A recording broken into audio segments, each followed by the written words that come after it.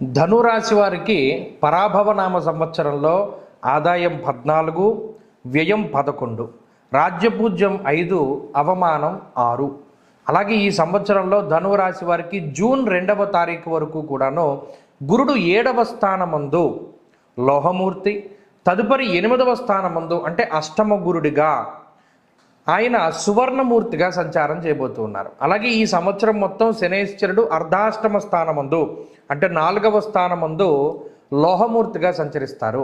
అలాగే ఈ సంవత్సరంలో రాహుకేతువులు డిసెంబర్ 8వ తారీఖు వరకు కూడా 4, 10 స్థానాల్లో తామ్రమూర్తుల కింద 3, 9 స్థానాల్లో తామ్రమూర్తుల కింద సంచారం చేస్తారు. ఆ తదుపరి 2వ స్థానమందు అలాగే 8వ స్థానమందు వారు లోహమూర్తులుగా సంచారం చేయబోతూ ఉన్నారు. ఇక్కడ ధనురాశి వారికి ఏంటి అంటే ప్రధానమైనటువంటి లాభము 2వ స్థానంలో అంటే మకర రాశిలో రాహువు సంచారం చేయడము ఈ సంవత్సరం మొత్తం మీద యోగించేటువంటి అంశం అది. అయితే ఇక్కడ ప్రధానంగా గుర్తుపెట్టుకోవాల్సింది ఏంటి అంటే వీరికి అర్ధాష్టమ శని ఉన్నది.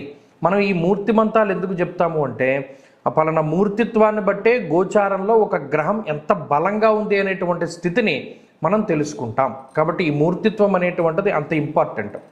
అలాగే ఈ ధనురాశి వారికి ఈ సంవత్సరం మొత్తం మీద పరిశీలన చేస్తే గురుబలం అనేటువంటిది వచ్చినది గత సంవత్సరం, కానీ మరలా గురుడు అతిచారంలోనూ వక్రంలోనూ ముందుకి వెనక్కి వెళ్ళడం వల్ల సరైనటువంటి బలం రాల.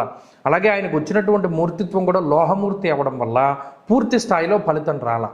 మరి ఈసారి చూడండి, చాలామంది నన్ను అడుగుతారు, ఏమంటే ధనురాశి వాళ్ళకి మంచి ఉంటే మంచి జరగట్లేదు, చెడు ఉంటే 100% జరిగిపోతుందండి, ఏంటంటే మా మీద ఈ కక్ష అని అడుగుతూ ఉంటారు. మీరు ప్రధానంగా గుర్తుపెట్టుకోండి, అష్టమ గురుడు అర్ధాష్టమ శని. గోచారంలో ఒక శ్లోకం చెప్తారు, ద్వాదశాష్టమ జన్మస్థ శన్యర్ కంగారక గురువు అని. అంటే 8లో గురువు ఉండడం, 4లో శని ఉండడం అనేటువంటిది అది అంత మంచిది కాదు.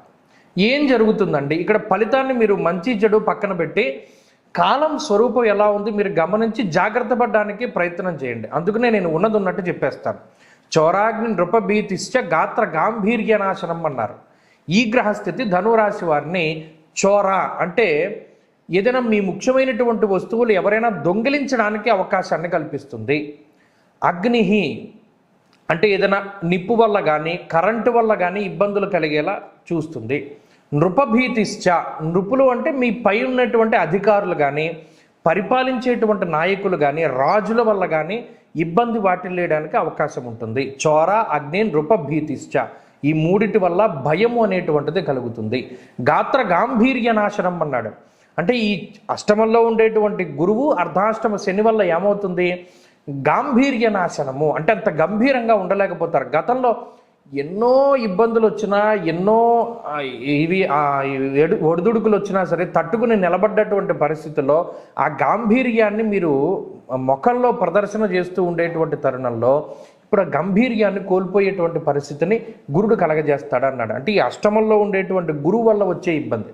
ఇక్కడ ఇంకొక మంచి ఉంది. ఏం మంచి అండి అంటే జూన్ 2 వరకు మీకు గురుబలం ఉంది. జూన్ 2 దగ్గర నుండి అక్టోబర్ 30 వరకు మాత్రమే ఈ అష్టమ గురుని యొక్క సంచారం ఉన్నది. అక్టోబర్ 30 దాటిపోతే మరలా గురుడు 9వ స్థానానికి వెళ్ళిపోతారు. ఇది ఒక మంచి విషయం.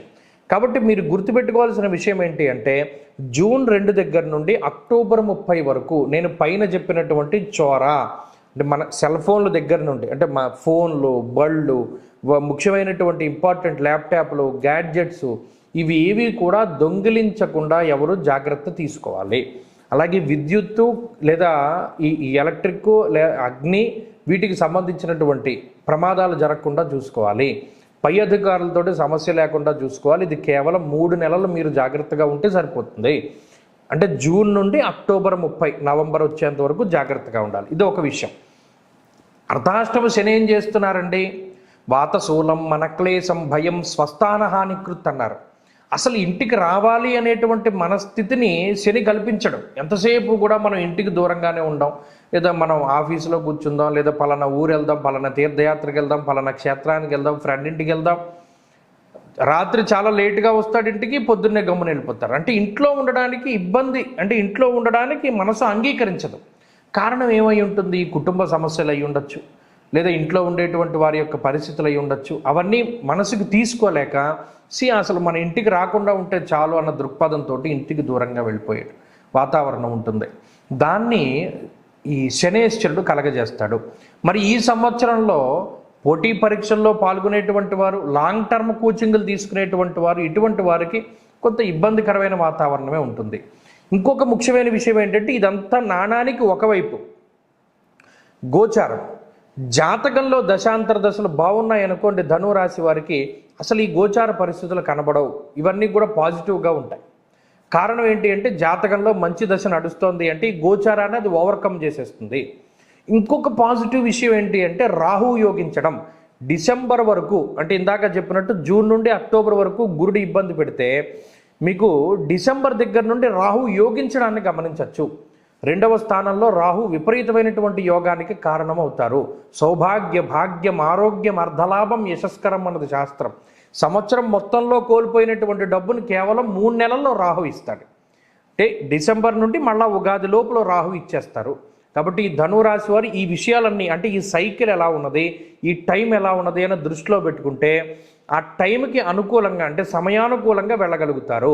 జూన్ 2 వరకు గ్రహస్థితి అనుకూలము, అక్టోబర్ 30 వరకు ప్రతికూలము, అక్టోబర్ 30 నుండి మరలా అనుకూలము. ఈ విషయాన్ని దృష్టిలో పెట్టుకుంటే ఈ సంవత్సరాన్ని చాలా ఈజీగా దాటగలుగుతారు. ప్రత్యేకించి రెమెడీల విషయంలో జపాలు చాలా మంచివి. వీలుంటే ఈ సంవత్సరం ప్రారంభంలోనే గోచార పరంగా శనేశ్వరుడికి జపము, అలాగే జూన్ నెలలో గురుడికి జపము. జపం అంటే చాలామంది బీజాక్షరాలు చదువుతున్నారు. అలా కాకుండా మూలమంత్ర జపం చేయించుకుని, అంటే గురుడికి 16,000, శనికి 19,000 జపం చేయించుకుని తత్సంబంధమైనటువంటి ధాన్యాన్ని, వస్తువుల్ని, వీటన్నిటినీ కూడా దానం చేస్తూ ఉండడము. అలాగే శని ప్రదోష వ్రతాన్ని, అంటే శనివారం నాడు ప్రదోష కాలంలో శివాలయానికి వెళ్ళి చండీశ్వర ప్రదక్షిణ చేసి, నంది దగ్గర దీపారాధన చేసి, శివాష్టోత్తర శతనామావళి స్తోత్రాన్ని పారాయణ చేస్తూ ఉండడం. అలాగే శనివారం కుదరకపోతే సోమవారం ప్రదోష కాలంలో శివాలయంలో దీపం పెట్టడం లాంటివి చేయడం ద్వారా ఈ రాశి వారికి మంచి జరుగుతుంది. ఇంకా ఏంటి అంటే, ప్రతిరోజు కూడా రుద్ర కవచాన్ని పారాయణ చేస్తే కూడా చాలా మంచిది.